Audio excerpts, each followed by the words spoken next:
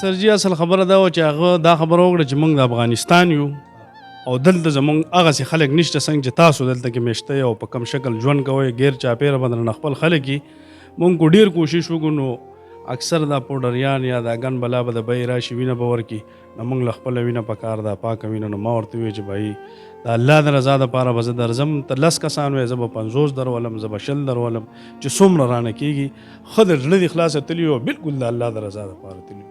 دوی وی چې زمونږ خو وینې ته ډېر ضرورت دی نو الحمدلله ما د خپل کلي یو 2-3 ماشومان په کالجونو کې وو هغې ته مې ټلیفونونه وکړې او 15 کسان هغې راوت دې ځای نه یو 2 ګاډي د ځان سره روان کړه یو 10 کسه دې ځای نه لاړو چې هلته اسلام آباد ته ورسېدو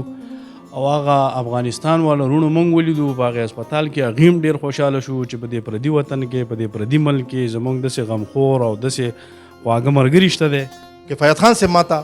لس پیرې وي چې زما دا ویډیو مه کوه خو ما ویل ولې نه چې موږ نور پروموشن کوو نو د انسانیت په هیله باندې موږ د دې خبرې پروموشن ولې ونه کړو چې انسانیت اوس هم ژوندی دی په بونیر کې هغه اتلان هغه سپېڅلي خلک اوس هم شته څوک چې په درد باندې دردیږي په غم باندې غمجن کېږي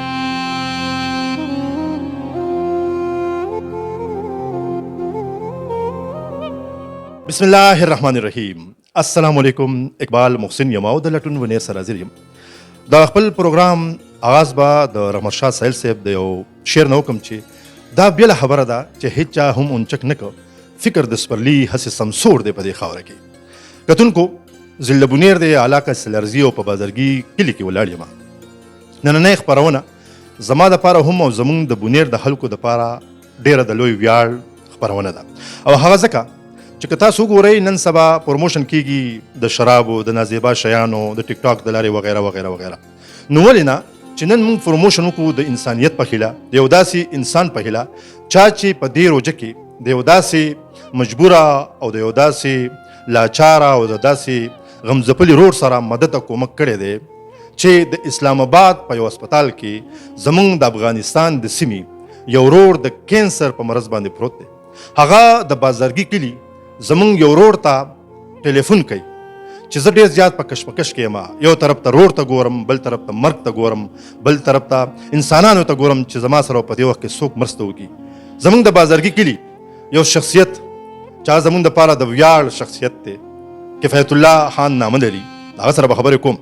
هغه د دغې ملګري کال اټینډ کوي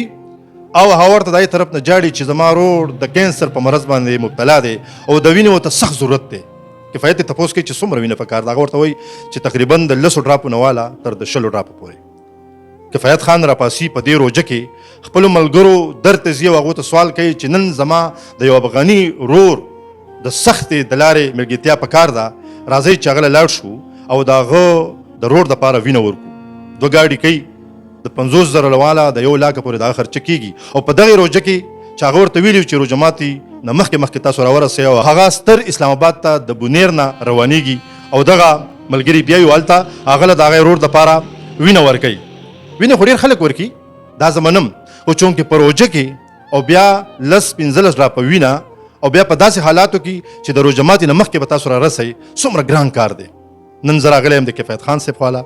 کفایت خان صاحب ماته لس پیرې وي چې زما دا ویډیو مه کوه خو ما ویل ولې نه چې موږ نور پروموشن کوو نو د انسانیت په هیله باندې موږ د دې خبرې پروموشن ولې ونه کړو چې انسانیت اوس هم ژوندی دی په بونیر کې هغه اتلان هغه سپېڅلي خلک اوس هم شته څوک چې په درد باندې دردیږي په غم باندې غمجن کېږي د کفایت خان صاحب سره خبرې کوم راځئ خو کومینولو السلام علیکم کفایت خان وعلیکم السلام اقبال محسن بھائی تاسو ډېره مننه کوم چې تاسو دلته کې راغلی او ما تاسو ته ډېر اصرار وکړو چې دا ویډیو ونه شي خو تاسو مجبوره کړو چې اوس چې صحیح جو هغه به تاسو د مخې به جي ډیره زیاته مننه کوم ډیره شکریا څنګه چې ما په ویډیو کې مې ویل مخکې چې ولې نه چې موږ یو اواز تاسو بدرګه کو چې یو نیکی تاسو کړی ده چې زموږ د قام واوري زموږ د ظلمي واوري او په هغو کې دا یو اویرنس پیدا شي دا یو آګاهي پیدا شي چې هغه هم د دې خلکو دغه شان چې کوم دی خدمت کوي نو ټوله کیسه راته بیان کړه دا څه کیسه وشوه ستاسو د ملګري تاسو ته کله ټلیفون وکړو تاسو بیا څنګه لاړئ نو ډیره زیاته مننه تاسو هم ډېره مهرباني او ډېره شکریا خصوصا د لټون بونیر ډېره مننه کوم چې هغې راله او زموږ د اواز د نورې دنیا سره شریکول غواړي دا زما یو ملګری و افغانستان والا ډېر خوږ او ډېر کلک ملګری مې دی هغه ما ته یو کال وکړو چې دغسې زما ورور دی د تره زوی مې دی او په اسلام آباد کې په داسې بیمارۍ کې مبتلا دی او هغه ته د وینې ضرورت دی په هغې موقع باندې هغه ته ما وویل چې څومره کسان پکار دي نو ما ته د هغې مناسبت سره خبره ټوټلي وکړه چې بار بار د بونیر نه تلل لوکټې ګرانه ده هغه ماته کم از کم د 15 نه والا د 20 کسانو پورې کسان پکار دي. نو الحمدلله زما چې دلته کوم خپل وروڼه بایګان دي او دې ته ما وویل چې دغسې ستونزه ده نو دې ټول وویل چې موږ در سره تیار یو. بیا موږ د دې ځای نه 2 ګاډي د ځان سره روان کړه، یو 10 کسه د دې ځای نه لاړو چې هلته اسلام آباد ته ورسېدو او هغه افغانستان والا وروڼو موږ ولیدو په هغې هسپتال کې. هغې هم ډېر خوشحاله شو چې په دې پردي وطن کې په دې پردي ملک کې زموږ داسې غمخور او داسې خواږه ملګري شته دی. بیا هغې وی چې زموږ خو وینې ته ډېر ضرورت دی. نو الحمدلله ما د خپل کلي یو 2-3 ماشومان په کالجونو کې وو، هغې ته مې ټلیفونونه وکړې، یو 15 کسان هغې راوسته. نو یو 24 ډراپونه په هغې ورځ برابر شوه او هغه افغانان وروڼه ډېر زیات خوشحاله شو، ډېر زیات خوشحاله شو. نو زمونږ د دغې خده پورې دغه حساب و. اوس بیا یو ورځ دوه چې کله رابطه شوې ده نو هغه د کالج چې زمونږ کوم ماشومان دي نو هغې وله بیګانه بله شپه هم یو 12 کسان به ولي، بیګا هم یو 10 کسان به ولي او بار بار هغه هلکان ما ته دا اصرار کوي چې تره تاسو مه راځئ، موږ به دلته سیسټم برابرو. نو الحمدلله موږ په خپل خدمت کولو ډېر مطمئن یو او د الله د رضا دپاره هم دا کار کړی. کومه جذبه وه چې تا هغې راویښ کړې داسې او تا کې دا جذبه راوچته شوه چې یاره زه د هیرو سره دا خدمت کوم؟ ځکه چې روژه هم خلک اکثر خوبونه کوي یا انه بانه هم کولی شي چې یاره نه یم وزګار یا خپل موبایل هم چې کوم دی نو سایلنټ کولی شي وغیره ډېرې بانې کولی شي. کومه جذبې تاسو راویښ کړې دا راته ووایئ. بس سرجي اصل خبره دا وه چې هغه دا خبره وکړه چې موږ د افغانستان یو او دلته زموږ هغسې خلک نشته څنګه چې تاسو دلته کې میشته یې او په کم شکل ژوند کوئ غیر چاپېره باندې خپل خلک یي. موږ خو ډېر کوشش وکړو نو اکثر دا پوډریان یا دا ګن بلا به د بیې راشي وینه به ورکړي نو موږ له خپله وینه پکار ده پاکه وینه. نو ما ورته وویل چې بھائی د الله د رضا دپاره به زه درځم، ته 10 کسان وی زه به 50 درولم، زه به 100 درولم چې څومره رانه کېږي. ښه د زړه دې خلاصه تلي او بلکل د الله د رضا دپاره تلي. کوم ملګري چې ستا سره دي کیمرمین دی هم چې هغه کیمره پای باندې دغه کې وګرځي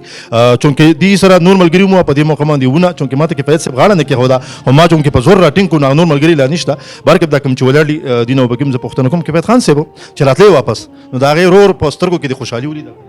ډېر زیات مطمئن دي او روزانه راته میسج کوي، بار بار هغې وایي چې موږ تاسو شکریا څنګه ادا کړو. هغو ته مې وایي چې تاسو زموږ شکریا ادا کړه زموږ او ستاسو وروري به ختمه شي، د یو بل شکریا ګانې به نه ادا کوو، ټول عمر به د یو بل خدمت کوو، د انسانیت خدمت به کوو. دا خو افغانی و چې یو کافر یو غیر دین هم پروت دي او زمونږ په وینه یې کار کېږي. انشاءالله موږ به خپله وینه ورکوو، موږ به خدمت کوو. بیا زما سره چې زما دا کوم ورور په خوا کې ولاړ دی باچا زاده ده ډېر زیات کوشش کړی او ډېرو ملګرو ته یې دلته ټلیفونونه وکړه، محمد حکم و عبدالله و صادق دی ټول را سره په دې غم کې غمجن وو او برابر را سره تلي پېشمنۍ واپسي موږ بیا په لاره کې کړی دی او انتهایی هغه افغانان خوشحاله به دي وو چې تر اوسه پورې ښه کلکه رابطه کوي او هغه وایي چې دا وروري به زمونږ تر مرګه پورې. نو مونږ خو اوس هم دا وایو د هغې نه علاوه چې نور هم چاته زمونږ د وینې او زمونږ د هر قسمه خدمت ضرورت دی او زمونږ په وس کې انشاءالله موږ ورته ځان حاضروو خاص د الله د رضا لپاره. نو اوس خبرېږي هغه ورور یې اوس ټیک ټاک دی د بیمارۍ؟ اوس نن مې ورسره رابطه شوې وه، هغه وایي چې یاره ستاسو په کومک سره الله پاک وینه پوره کړله او فلحال مریض ښه دی او الله دې نور خیر پېښ کړي او چې سی بیا به ستاسو سره رابطه کوو. کتونکو د کفایت خان صاحب په حواله به زه دا یو خبره ستاسو سره بله شریکه کړم. نن زه کفایت خان نوم راغلی یم خو زه نن د انسانیت یو مجسمې له راغلی یم چې هغه یو لوی کار کړی دی. په تېرو حالاتو کې هم انجو والا چې په کله راتلو نو کفایت خان صاحب ته به وي چې دا انجو به موږ ستا په مدد سره په سالارزو یعنې کوم کلي کې چې زه ولاړ یم دې ټول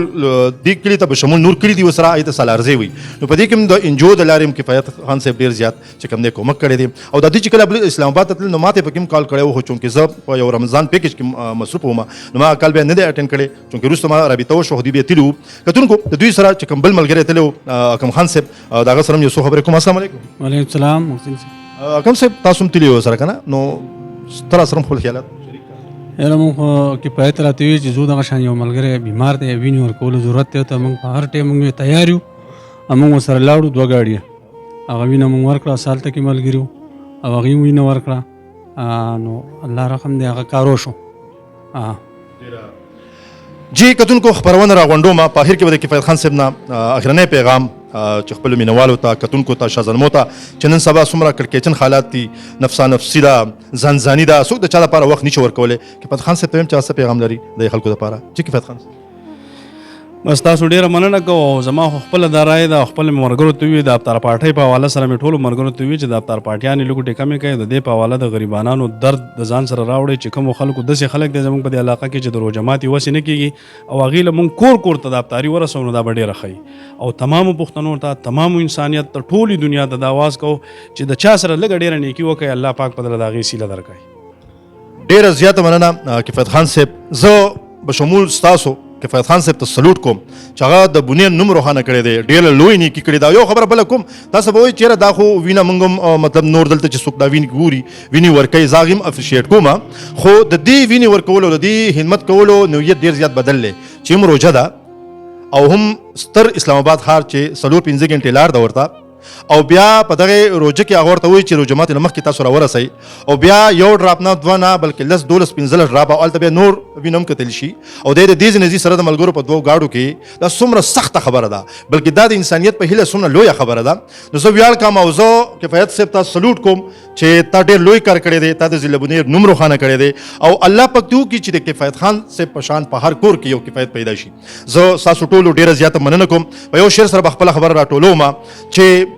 دا باد د زمانې چې مونږ چیړي هسې نه ده، دا باد د زمانې چې مونږ چیړي هسې نه ده، دا ګوري مړو ایرو کې سره به سري شته که نه. د کفایت خان صاحب سره د هغوی د ملګرو سره او د خپل کیمرمین قیصر اقبال سره، اقبال محسن ستاسو نه اجازت غواړم د لوی الله په امان. او جی کتونکو په دې ویډیو کې د آی ملګري چونکې د هغوی نوم موږ نشو اخیستی، د بیمار تصویر هم موږ نشو ښوولی تاسو ته، خو د هغوی یو میسج موږ ته راغلی دی د شکرې په هیله باندې، نو هغه میسج هم تاسو بیا واورئ، هغه هم ستاسو سره شریکوم. السلام علیکم ورحمت الله وبرکاته. وروره ښه جوړه تکړه خپله ښه وخت تېر کړي، خدای دې کړي چې تاسو راته روغ او جوړ وئ. حقیقت خبره کفایت خبره خو د ویاړ دي چې موږ هر ځای کې وستایو. کفایت چې کومه قرباني په دې روزه کې ورکړه موږ ته ډېر ډېر ډېر ډېر غټ شی ده. که درته وایم د بونیرو د سواتو د ملکان غرونو حساب یې هم کمه ده، او لیکن کفایت نه موږ ډېر شکر دی ادا کوو. په ایمان درته وایم چې ورور به ورور سره دومره ښه ونه کړي لکه کفایت و چې موږ سره کومه منډه وکړله، کوم تکلیف یې وکړه، خپل ګاډی یې ونیول، خپله خرچه یې وکړله، خلکو ته روزه ماتې ورکړل. ډېره غټه مننه د کفایت ورور نه موږ کوو، ډېره غټه مننه. او تاسو غوندې خلک دې هم خدای راته ژوندي لري. کفایت خو دومره منډه کړې ده چې زه ورته نور د ویلو هېڅ نشته، زه څه ووایم ورته.